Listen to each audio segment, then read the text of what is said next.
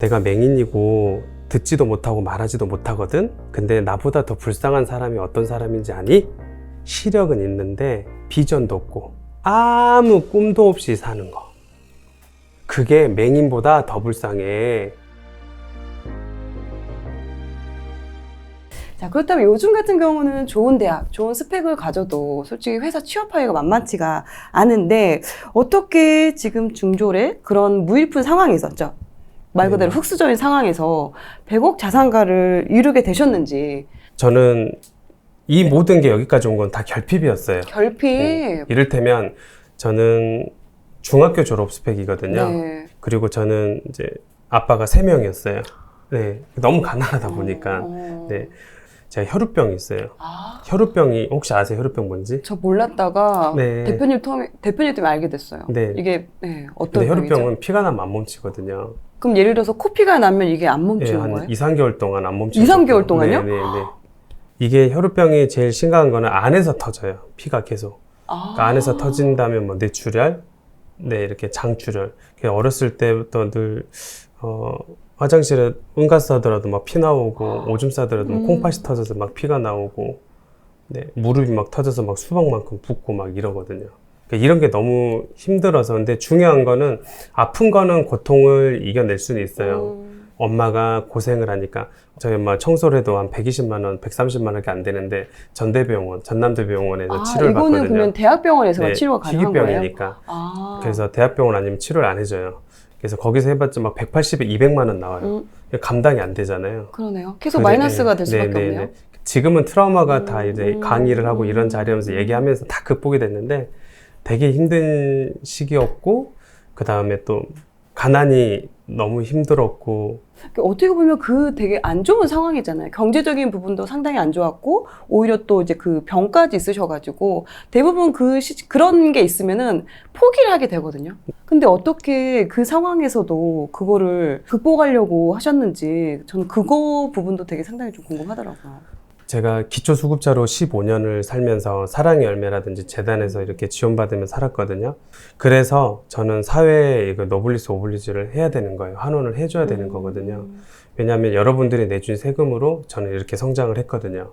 저는 제가 40 초반이거든요. 근데 40이 넘으면서 그 계기라는 걸 알았어요. 저한테는 뭐 터닝포인트라고도 얘기하고 뭐 동기부여라도 얘기하는데 저한테는 순간순간 계기가 있었어요. 어떻게 극복이 됐냐면, 코피가 이제 안 멈춰요. 엄마가 이렇게 더듬더듬인데 온 피바다가 된 거예요. 그러니까 지할 능력이 없으니까 그대로 잠들었었나 보죠. 그래서 새벽에 깨서 뭐 이불이면 베개면 온통 피바다가 돼 있는 거예요. 근데 이제 수건으로 입틀 막 하고 택시를 어떻게 탔어요. 저는 내린 것만 기억이 나요. 이제 엄마가 택시비가 없다고 했던 것 같아요. 초등학교 2학년 때였거든요. 근데 아저씨 정말 죄송한데 아이가 지금 이런 상황인데 택시비가 없으니까 지금 주소를 주면 제가 꼭 보내드리겠다. 택시 아저씨가 진짜 재수가 없으려니까 이런 머리끄댕이를 잡고 지근지근 밟는 거예요. 너무 무서웠어요. 그쵸. 왜 우리 엄마를 때리지? 막 뭐라 했어야 되는데 바보처럼 그러고 있었던 게. 무섭지. 근데 그때 내가 든 생각은 뭐였냐면 가난이 죄구나. 초등학교 2학년이 그걸 정의 디파인을 딱 한 거예요. 분명히 가난은 죄다. 네. 그쵸. 돈이 있었으면은 그런 걸 당하지 않았을 텐데. 맞아요. 저는 이게 대물림 되기 싫은 거예요. 나는 엄마처럼 이렇게 진짜 찌질하게 살기 싫어. 그렇게 하면서 제가 그냥 무작정 5만 원 들고 뛰쳐나온 게, 학교를 졸업 안 하고 학교에서는 퇴사 처리도 안 하고 그냥 엄마한테 5만 원 달라고 해서 그냥 무궁화호 타고 그냥 그래 갔죠. 그때가 몇 살이었어요? 18살 때요. 18살이면 고등학교 때. 네. 그러니까 제가 고등학교 졸업을 안 했죠. 그래서 지금 오히려 최종 학력으로 중졸이 되어 있는 게 고등학교 때 그렇게 서울로 올라가시게 된 거예요? 네. 근데 더 대박은 제가 그 이후로 뭐 검정고시든 대학교 다 다닐 수 있었어요. 돈은 이제 계속 벌고 있었으니까. 근데 그때도 알고 있었어요. 이 스펙보다 이 사회가 이 사람의 그 스토리가 짱짱하고 삶이 부끄럽지 않다면 성공할 수 있다는 걸 저는 보여주고 싶었었어요. 근데 그 시간에 걸리는 게 자그마치 지금 코코님 앞에까지 온 게 20년이 걸렸어요. 20년이. 그래도 목표 달성 다행히 그래도 그러니까요. 목표를 이루셔가지고. 네, 울컥하네요. 20년이 걸렸어요. 그 20년 걸린 거 2, 3년 안에 여러분들은 잘 될 수 있도록 도와주기 위해서. 간접 경험이 되게 중요하잖아요. 맞아요. 왜냐면 저희가 투자도 같은 경우도 이걸 모든 걸 내가 다 경험할 수가 없으니까 다른 분들의 그런 경험담을 통해서 사전에 좀 미리미리 대비할 수 있는 것 좀 대비하고, 그래서 간접 경험을 되게 투자에서도 중요하다고 네. 생각하는데, 뭐 창업이든 뭐 다른 부분도 다 그게 중요한 것 같아요. 맞아요. 사람들은 환경에 지배를 돼요. 맞아요. 소름 돋는데 제가 그랬어요. 어렸을 때 사람들이 저한테 괴물 취급했거든요. 학교에서도 꼭 한 학년 올라가면 야 여기 뭐 병이 있다며, 너 뭔 병 있어, 막 이러는 거 창피하잖아요. 그러면 그리고 또 영쌤이 손들어 막 이래요. 아 진짜 그래갖고 맞아요. 그랬어요. 아빠 모산 손들어. 어머 눈 감아. 너무 그게, 그래서 저는 그 학년 올라가잖아요. 학교 안 갔어요. 그렇게 제가 소심했었어요. 그래서 환경이 중요하다고, 어렸을 때 혈우병 있다고 동네에서도 구슬치게 딱지치게 하려면 야 누가 쟤랑 놀라 했어, 피나면 어쩌려고 쟤 안 멈추면 막 때리고 놀지 말라 그랬어요. 엄마는 저한테 맨날 병원 믿으라니까 진짜 못한 데 태어나갖고 뒤져버려야 그냥 같이 죽자 맨날 너무 이랬거든요. 힘드니까. 네, 이해해요. 이해하는데 그러니까 이 아이가 늘 비관적이고 비판적이고 부정적이고 존재에 대한 그런 네. 거에 있어서 되게 힘들었을 것 같아요. 내가 존재할 만한 가치가 있나? 이런 거 계속 느꼈을 것 같아요. 그때 네이버가 있었으면 자살을 했을 거예요. 왜냐하면 너무 난 왜 태어났지라는 이 질문을 했거든요. 오늘 이 시간에 전 계기를 되게 많이 할 거예요. 제 이야기가 다 리얼 스토리이기 때문에 그 계기라는 게 있었을 거 아니에요. 그 계기를 통해서 여러분들이 바뀌길 바라는 거거든요. 바뀌는 분들이 있거든요, 분명히. 근데 그 바뀌는 게 지금일 수도 있고 1년일 수도 있고 뭐 80살이 될 수도 있지만 죽기 전에 저는 바뀌길, 그 타이밍은 아니잖아요. 지금 아니면 뭐 6개월을 몇 개월 후라도 난 바뀌길 바라는 마음에서, 저는 바뀐 계기가, 제가 당시에 이제 병원에서 치료를 받으면 11시 정도에 들어가거든요. 그러면 학교 앞에 있어요. 종소리가 나면 들어가요. 띠리리리리리리 그럼 들어가요. 왜냐하면 창피하거든요. 그때도 이제 들어가려는데 이제 그 수희 아저씨한테 인사하고 기다렸다가 하는데, 제가 거기서 그게 메타인지였더라고요. 제가 이야기를 해요. 제가 혼자 외롭다 보니까 늘 잠은 자다고 그랬었거든요. 호동아, 너 여기서 뭐 하냐? 뭐 하긴, 나 학교 지금 엄마가 고등학교 졸업해야 된다니까 겨우 졸업하고 대학교 보낸다니 뭐 그 정도까지 내가 해야 되지 않겠어? 그게 의무라고 생각한 거예요, 저는. 거기서 또 한 번 질문이 들어요. 그러면 네가 반에서 꼴등이고 너 대학교 가봤자 한 200만 원 벌 것 같은데 그럼 네 인생이 바뀌니? 18살 때 그걸 스스로 물어보는 거예요. 네. 왜냐하면 그때 저도 많이 성공하고 싶다는 열망이 너무 강했거든요. 그래서 아니 지금도 그 얘기 들으면 소름 돋아요. 수업 100번을 이 얘기를 하는데도, 그러면서 제가 그래, 이렇게 해서 내 인생이 바뀔 것 같지 않은데 내가 그럼 주도적인 삶을 살아볼래. 나 돈 더 많이 벌래. 그러면서 학교로 안 가고 뒤로 돌아갔어요. 저는 너무 소름 돋는 게, 그때 헬렌 켈러를 우연히 만났거든요. 아, 책을 읽으셨어요? 네. 그 중고 책방을 갔는데 우연히 그냥 할아버지 여기 책 좀 봐도 돼요? 신경도 안 쓰시더라고. 책 정리하시는데 그냥 우연히 이렇게 딱 한 권을 들었는데 어머. 그게 헬렌 켈러였어요. 어머. 그리고 헬렌 켈러가 호동아 너 힘들지?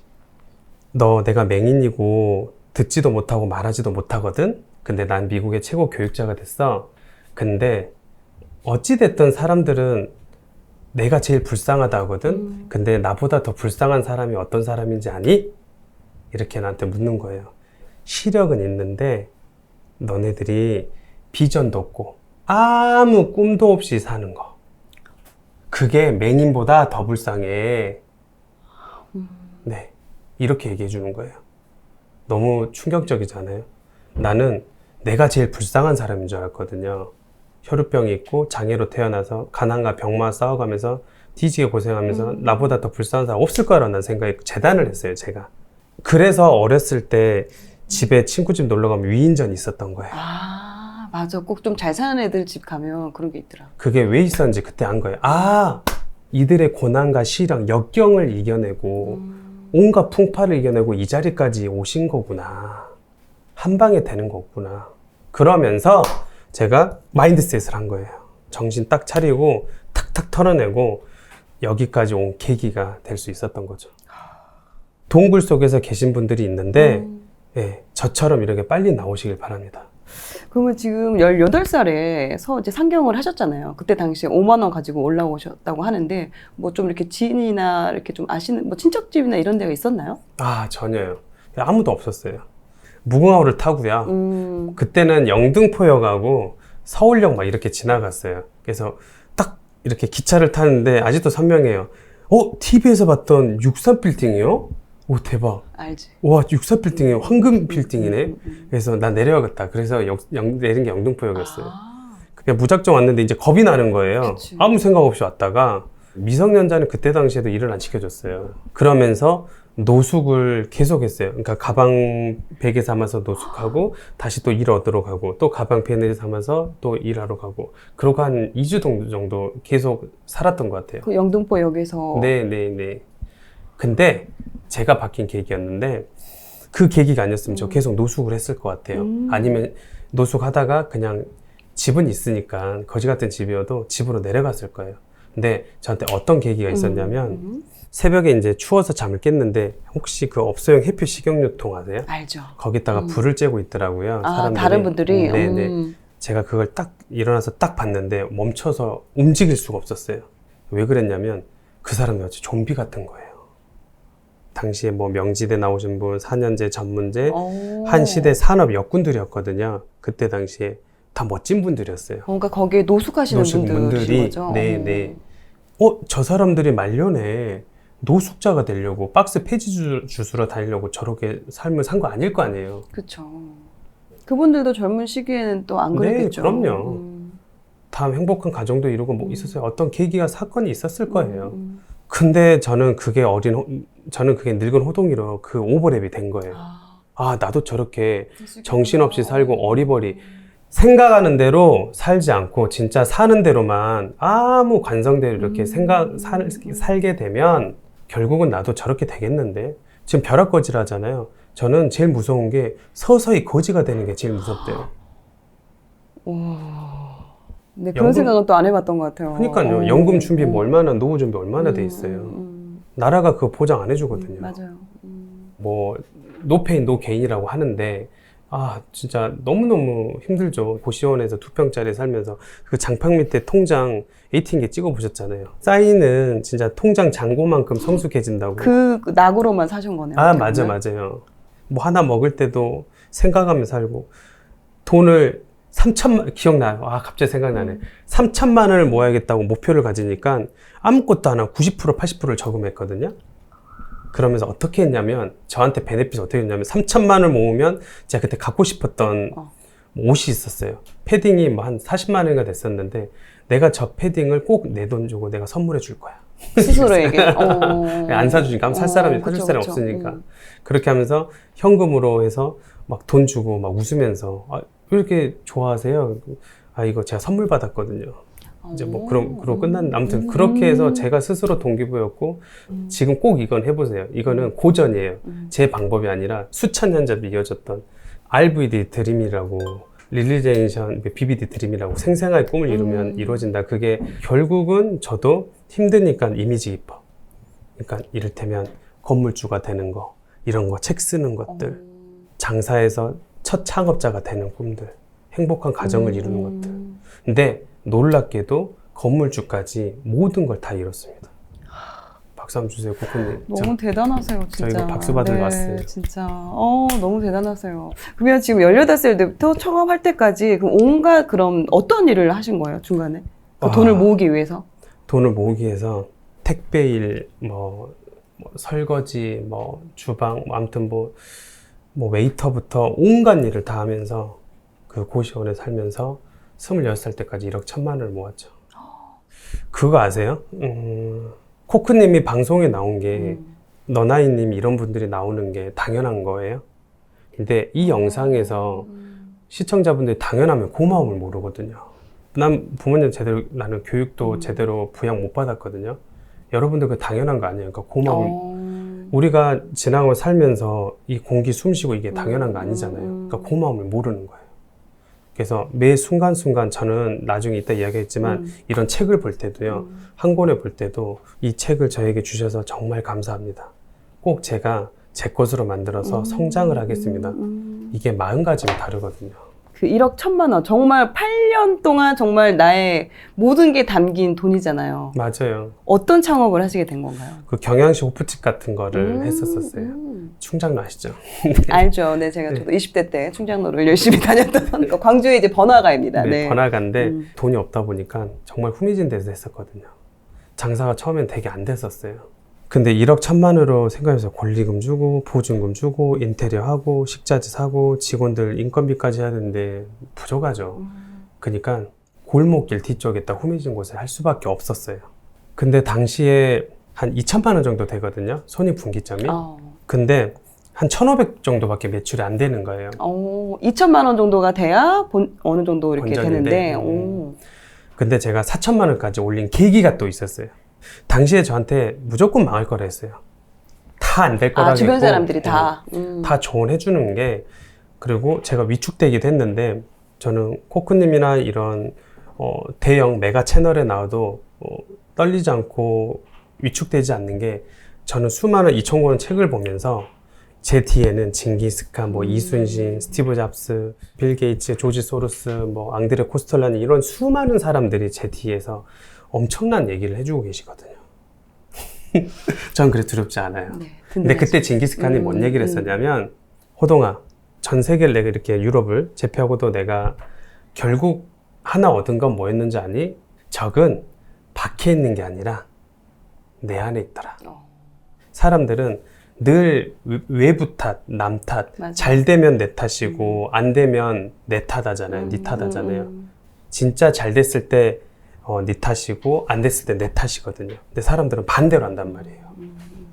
그러니까 사람들이 성장을 못하고 지레 포기하고 아무 일도 하지 않으면 아무것도 안 일어나잖아. 아무것도 안 일어나는 거예요. 왜냐면 남 탓이기 때문에 맞아요. 내가 잘못한 게 없거든. 그러니까 난 바꿀 필요가 없어. 그러니까 이게 발전이 없는 것 같아요. 이거를 나 스스로 나 때문이라고 얘기를 해야, 그래 그럼 내가 뭘 잘못하고 있지?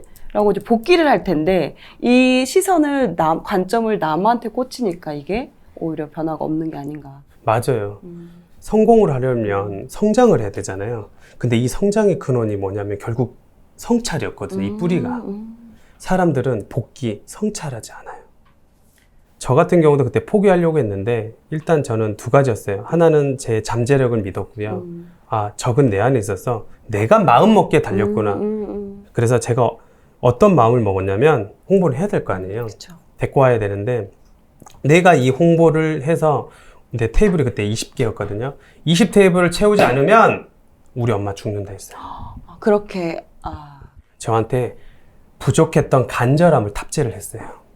그러면 전단지를 뿌릴 때 좀 노하우가 있었나요? 그러니까 이를테면 이런 거죠.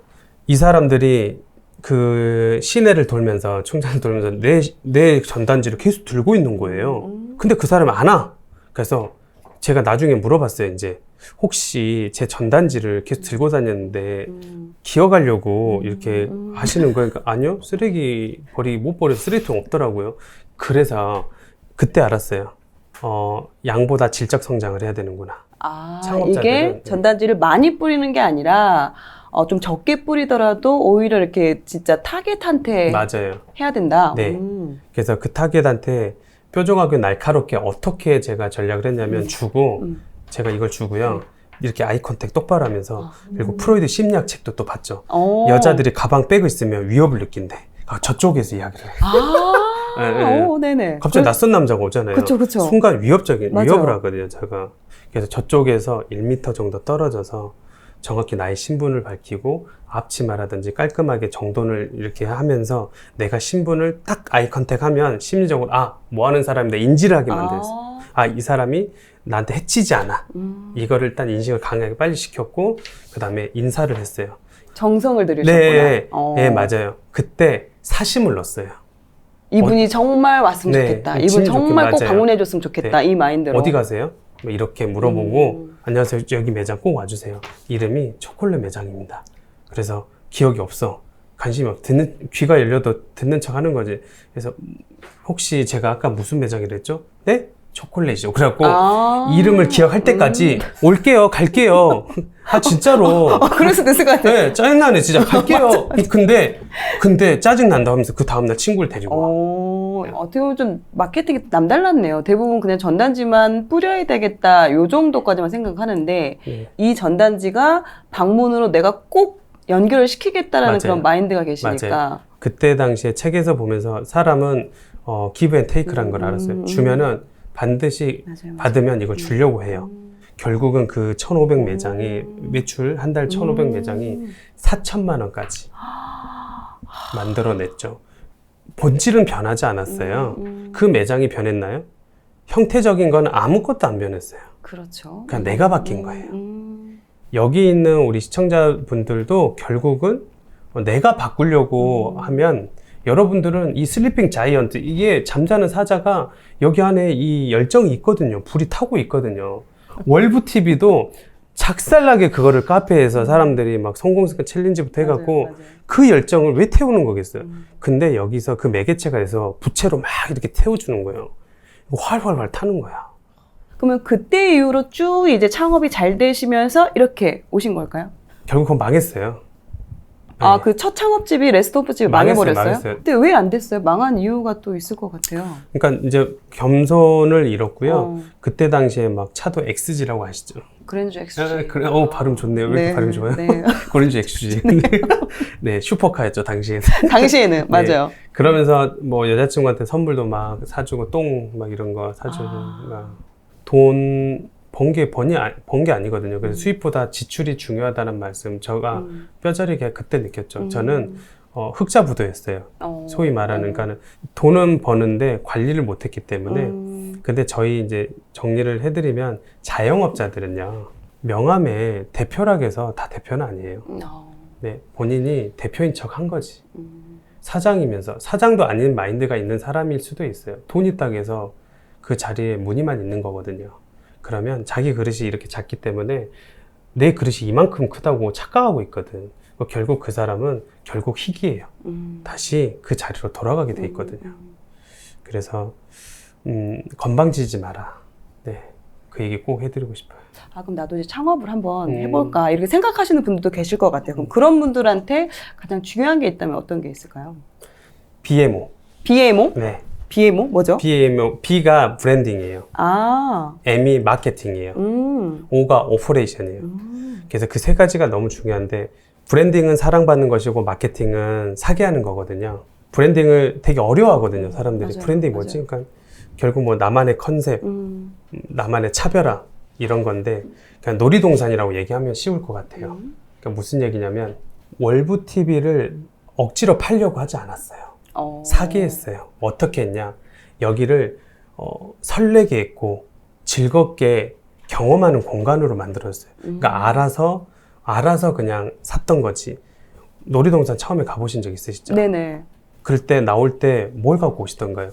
머리끈이라든지 뭐 하나 인형 풍선이나 뭐 갖고 이런. 오죠? 네. 억지로 팔았나요? 아니, 제가 사고 싶어서 그래요. 샀죠. 그거예요. 이렇게 사게 했잖아요. 브랜딩은 이렇게 해서 즐거운 경험, 설레게 하는 경험을 해주면, 고객은, 스타벅스는 커피 팔지 않아요. 문화를 팔잖아요. 네, 파타고니아도 좋은 브랜드인데 거기는 환경을 팔잖아요.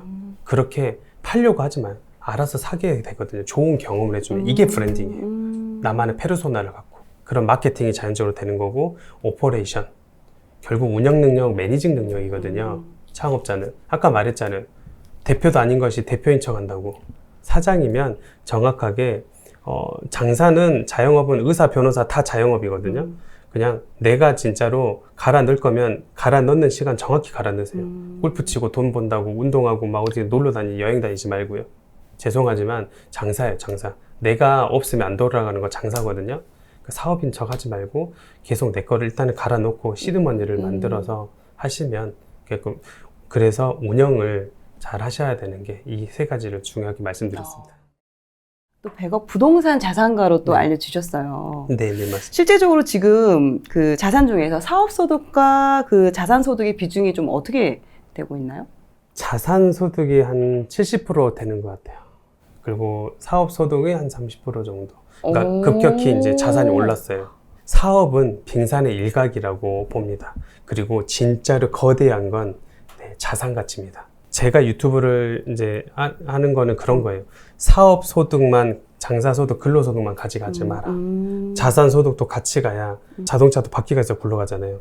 그렇게 해서 삐걱삐걱 하지 않고 제대로 이렇게 자산 소득까지 해야 굴러갈 수 있다. 또 우리가 생각할 때 사업가는 좀 부자라고 생각을 하거든요. 또 현금이 네. 많이 있고 현금도 이렇게 흐름이 좋으시니까. 근데 그런 사업을 하더라도 부동산에는 계속 관심을 가져야 한다. 네, 이걸 주장을 하시는 거죠. 맞아요. 계란을 한 바구니에 담지 말라는 주식 용어가 있는 것처럼 한쪽에만 매몰돼 있으면은 이제 낭패를 보잖아요. 그렇죠. 왜냐하면 아파트는 이제 정책의에 따라서 시장에 따라서 네네. 뭐 상승장이냐 네네, 하락장이냐 네, 이렇게. 맞아요.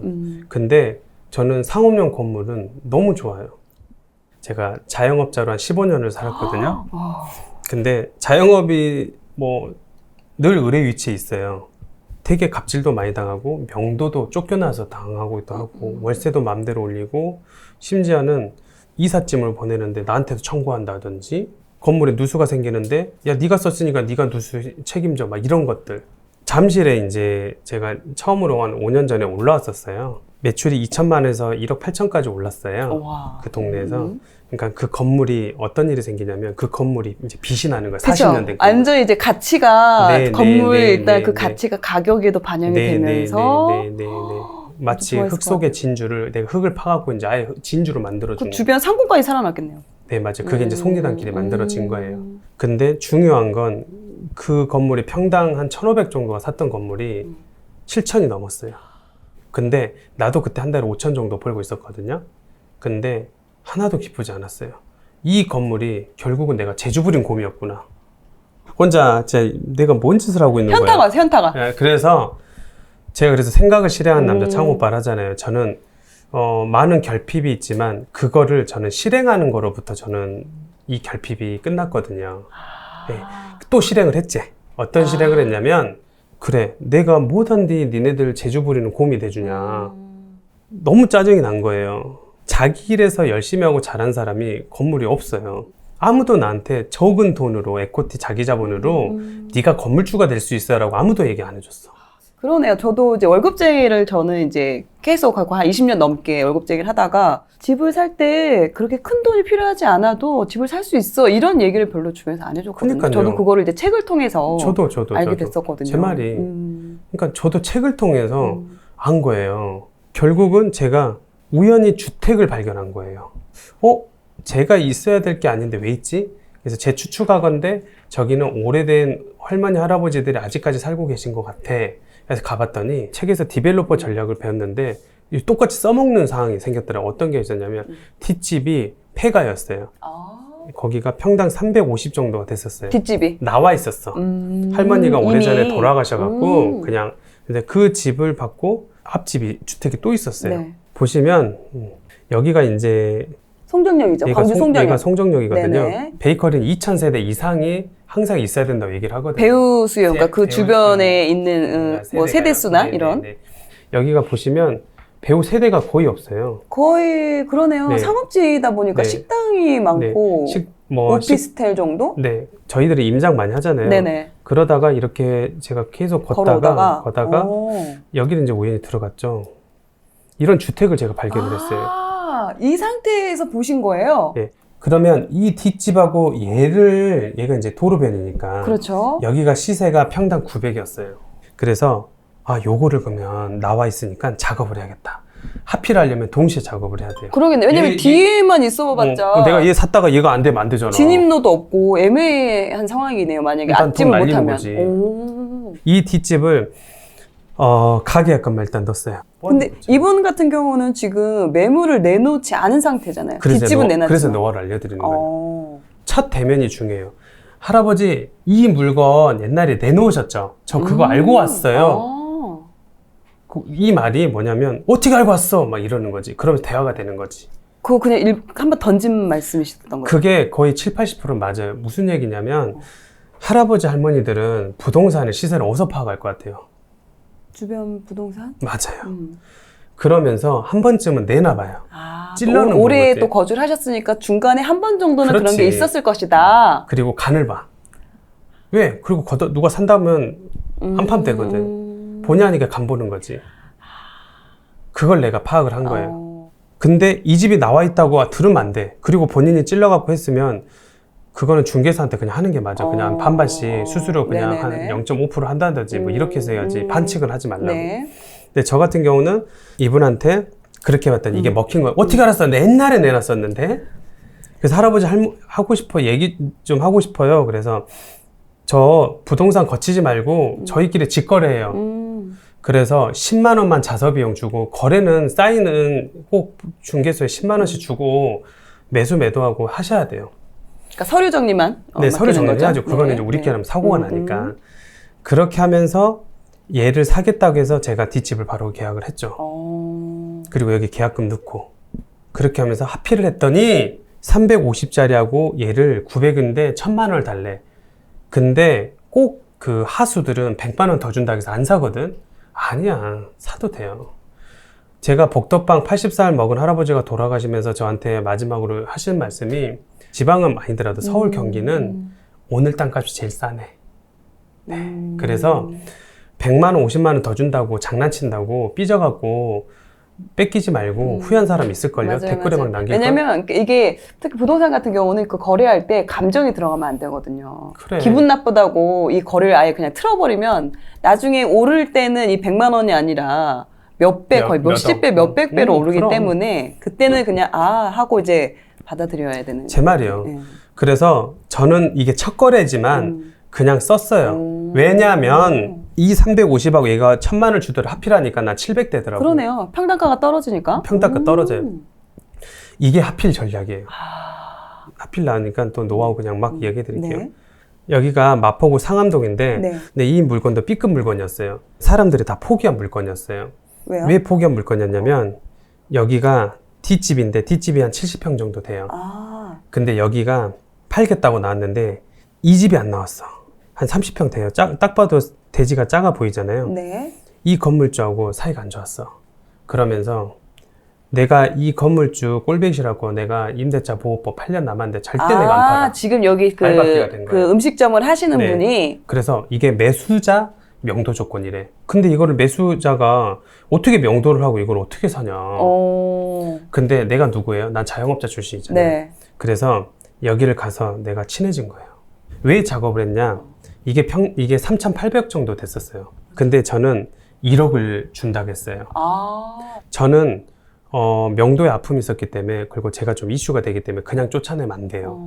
그리고 그렇게 하고 싶지도 않고 그래서 여기를 1억을 사람이 배팅을 안 했던 거예요. 왜냐면 그만큼 일반인분들은 1억을 준다는 거는 그만큼 내가 이제 투자금이 그만큼 더 많이 들어가고 자기 자본이 많이 들어가고 그리고 이제 또 수익률이나 그쵸. 이런 부분을 따졌을 때 네네네. 주기가 어려울 것 같아요. 근데요 저는 이걸 디벨로퍼 전략을 하필 전략을 어떻게 했냐면 70평이 3,200이야. 얘가 근데 나중에 6,800을 달라더라고. 6,000인데 시세가. 근데 내가 800을 더 주면 꽤 돈이 많이 들어가요. 한 1억 정도 더 주는 거야. 얘 1억 줘야 돼. 근데 왜 그랬냐면 자 계산해 보세요. 100평이에요. 100평인데 6,800하고 3,200을 합의를 하면 4,200이 돼요. 근데 이게 지금 7,000이 넘었어요. 그러면 봐보세요. 7,000 마이너스 4,200을 해보세요. 2,800. 2,800. 그럼 28억을 나는 번 거예요. 대박이죠. 이러네요. 이 앞에 있는 건물만 봤을 때는 1억이라는 돈을 더 주기가 어렵지만 이미 지금 뒤에 있는 그 용지를 싸게 이미 매입하고 이거를 합의를 할 거니까 그 두 개가 합쳐지면서 오히려 부가가치 더 크게 올라갈 테니까 여기서 조금 줘도 괜찮다. 정리 잘했다. 맞아요. 그래서 저는 그 계산을 알고 1억을 더 줘도 된 거예요. 그래서 계약 등기 치자마자 그냥 26억, 28억 벌었어요. 하필 전략. 재밌죠? 네, 확 와닿습니다. 이게 너무 재밌는 거예요. 그리고 저는 이거를 이렇게 해서 지금 짓고 있죠. 지금 앞집, 뒷집을 다 터가지고 지금 네, 이렇게 지금 하나의 짓고 건물로 하필했잖아요. 크게. 그러니까 얘는 지금 7천이 넘는 땅이 되면 됐어요. 여기 보시면 주차장이 있어서 조망권이 확실히 또 확보가 돼요. 가시권이 이렇게 보이게 돼요. 이런 건물을 또 사는 건 노하우고요. 그래서 이제 하필을 저는 이렇게 해서 하는 전략들을 이게 디벨로퍼들 전략이었어요. 또 하나 제가 보여드리면 여기 같은 경우도 네. 보시면 다 그냥 빌라고 여기 지금 노원구? 네. 공릉동 쪽? 나라브레드예요. 공릉동 쪽. 보시면 그냥 다 빌라예요. 그러네요. 아파트 네. 단지가 별로 없어요. 좀 아파트도 약간 좀 없고 떨어져 세대수, 있고. 세대도 다 없고 이렇게 뭐 빌딩 뭐 그리고 여기 스타벅스 하나 없어요. 거의 구도심 같은 느낌이네요. 완전 구도심이에요. 근데 보시면 그냥 공원이에요. 공원 다 이런 네, 이런 공원이고요. 빌라들 있고 네, 빌라들이고 다 이런 그냥 공원인데 연리단길, 뭐 공리단길 이런 거를 제가 생각을 해서 가봤죠 우연히. 지금 저희가 라라브레드지만 네. 원래 이게 어떻게 돼 있었냐면 완전 그냥 허름한 구옥이네요. 주택이었죠. 구옥 네. 같은. 그러면 그때 당시에 저 집이 매물로 또 나와 있었나요? 안 나왔죠. 와. 그래서 여기도 제가 사색을 이제 하고 산책을 하다가 괜찮네 한번. 근데 이게 이제 흙 속에 진주처럼 제 눈에는 와 완전 찬란하게 딱 보인 거예요. 요것 봐라. 왜 그랬냐면 책에서 조망권이 확보되는 이 주차장을 제가 봤거든요. 왜냐하면 내가 이걸 지어버리면 갑자기 지어버리면 어떻게 할 거예요. 근데 얘는 신축이었잖아요. 네. 이게 신축을 짓다 보니까 여기 주차장이 있다 보니까 아까 상암동도 네네. 그랬던 것처럼 조망권이 이렇게 해서 여기가 이렇게 공원이 조망이 되는 거예요. 이렇게 녹음이 푸른. 결국은 그래서 이렇게 건물을 지을 수 있었죠. 근데 여기까지 내가 가는 게 너무 힘들었던 게 뭐였냐면 문을 두드렸는데 또 어르신이 나와. 근데 이런 데는 대부분 어르신이에요. 그렇죠. 그래서 등기를 보낼 때 안녕하세요. 저는 카페를 해보려는 청년인데요. 다른 게 아니라 이 건물 이제 자랑해줘야 돼. 자기 거에 최고 좋거든. 어르신의 이 살고 있는 건물 터가 너무 좋아서 이 건물에 전 부동산이 아닙니다라고 이야기해요. 저는 공인중개사가 아니라 이 건물에 혹시라도 매도 의향이 있으시면 아니시라도 꼭 문자 한 번만 부탁드릴게요. 꼭 사고 싶습니다. 이렇게 얘기해요. 그거를 방문하기 전에 등기부 등본을 뽑아보면 거기에 주소랑 성함이 나오시니까 그 주소와 성함으로 편지를 진정성 있게 써서 먼저 보내고 그 다음에 이제 방문을 한다는 거죠. 맞아요. 그리고 혹시라도 편지에서 등기를 했는데 연락이 없잖아요. 안 올 수도 있을 것 같아요. 안 오면 그래 또 찾아가세요. 포기하지 말라고 지레 짐 잡고. 그래서 저는 만났고 막걸리 먹으면서 어르신 이 터가 진짜 좋죠. 그러니까는 진짜 좋다고 이제. 근데 어르신 여기 곰팡이도 피고 이제 이 집이 좋은데 아파트 가서 사시죠. 제가 아파트 좀 봐드릴까요? 막 이러면서 진짜 고맙네 청년. 그러면서 공인중개사 한 10팀이 자기한테 왔었대요. 팔라고. 매물이 부동산에 나오지 않아도 이런 방법으로 내가 시도해 볼 수 있다는 거잖아요. 그리고 자 중요한 거 얘기해 드릴게요. 중요한 아까 거. 그 송정 같은 경우도 제가 왜 건물주가 되라고 계속 제가 이빨에 땀나도록 이야기하는 건지 제가 그거를 다 해서 10억 5천에 샀거든요. 취득요세 다 포함해갖고 뒷집 앞집 취득요세 다 해봤고 광주 송정에 있는 네, 아까 두 개의 집을 그 두 집을 해서 10억 5천이 들었는데 그 돈이 제가 얼마 정도 들었게요?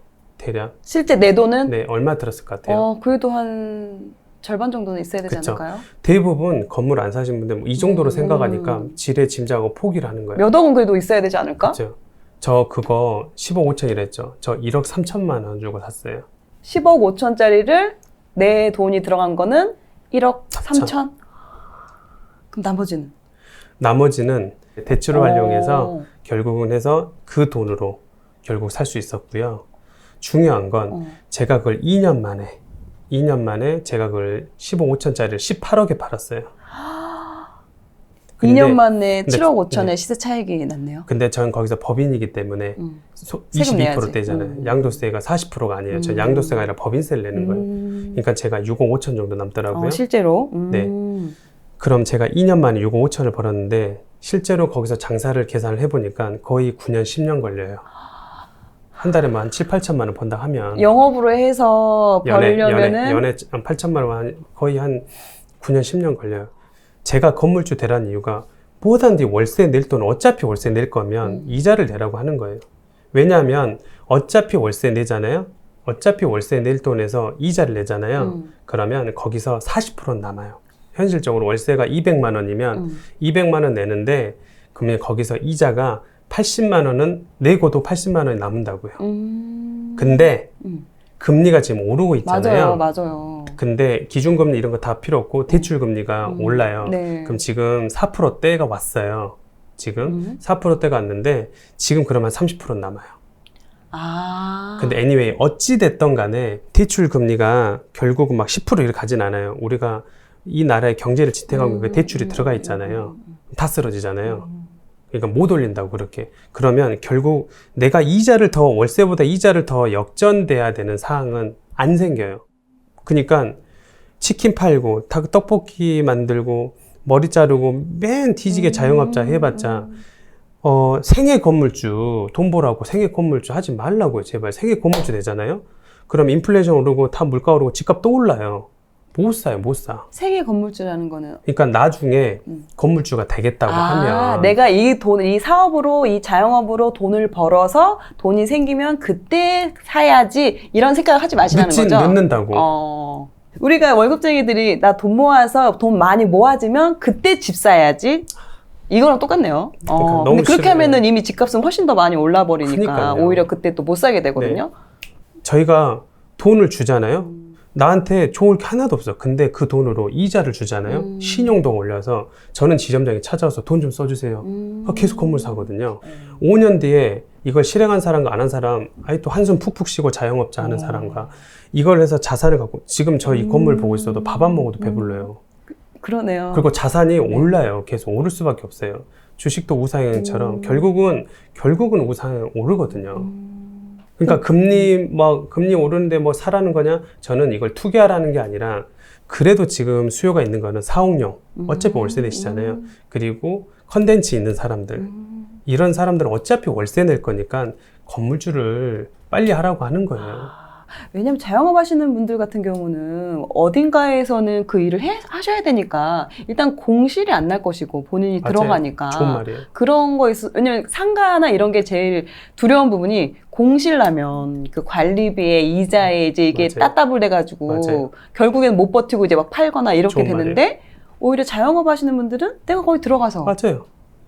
자, 꿀팁 하나 알려드릴게요. 오늘 너무 좋은 얘기 하셨는데 상업용 건물의 최고 리스크는 방금 얘기했대로 공실 리스크밖에 없어요. 이 리스크만 해결되면 무조건 돈 벌어요. 근데 우리는 방어, 해칭이 되잖아요. 내가 컨텐츠 채우니까. 자, 또 하나 알려드릴게요. 더 한 발짝을 나아가서. 그러면 내가 자영업자인데 건물주가 되고 싶은데 돈이 없네. 왜냐면 대부분 창업 비용하고 뭐 그것도 끌어 모아서 그래, 그럴 수 뽀도시 했거든요. 그러니까 뽀도시 했어. 좋아. 그러면 여기서 한 발짝 더 나아가고 내가 말했잖아요.